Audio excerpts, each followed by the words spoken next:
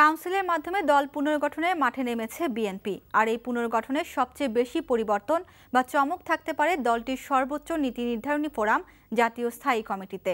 দুজনের মৃত্যু এবং কারো কারো শারীরিক অসুস্থতার কারণে স্থায়ী কমিটিতে যোগ হতে যাচ্ছে বেশ নতুন কিছু মুখ, যদিও দলের রাজনীতিতে তারা পুরনো। কারা হতে যাচ্ছেন দলটির প্রভাবশালী ফোরামের নতুন সদস্য তা জানার চেষ্টা করেছেন হাসান মাহমুদ। তার রিপোর্টে দেখুন বিস্তারিত।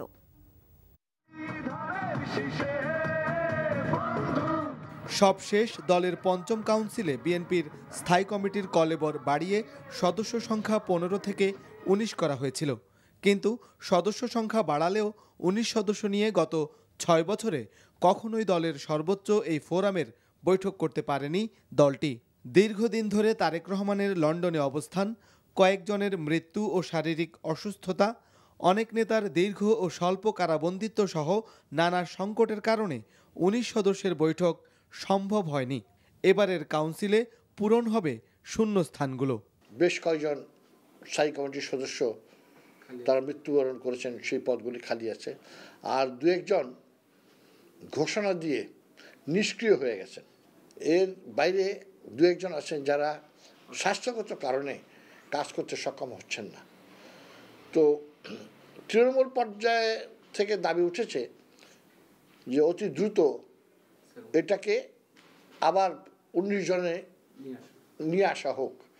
বর্ষিয়ান রাজনীতিবিদ শাহ মোয়াজ্জেম হোসেন, খন্দকার মাহবুব হোসেন, ডক্টর ওসমান ফারুক, অবসরপ্রাপ্ত মেজর হাফিজ উদ্দিন আহমেদ, আমির খসরু মাহমুদ চৌধুরী এবং আবদুল্লাহ আল নোমানের নাম আলোচনায় রয়েছে, যাদের স্থান হতে পারে 19 সদস্যের স্থায়ী কমিটিতে।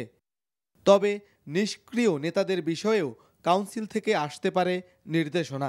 স্থায়ী কমিটিতে সাধারণত যারা প্রবীণ, বয়সেও প্রবীণ, অভিজ্ঞতাও প্রবীণ, কন্ট্রিবিউশনও প্রবীণ এবং যাদের অনেক এই পার্টির জন্য যাদের অনেক আছে, আমি বলবো ত্যাগ তিতিক্ষা আছে, কষ্ট করেছে, জেল খাটছে, মামলা মোকদ্দমা করেছে, all this things will be considered. যেগুলো মারা গেছে বা অ্যাক্টিভ না, কাজ করতে পারছে না, এরকম দু একজন আছে, এগুলো নিশ্চয়ই পূরণ হবে।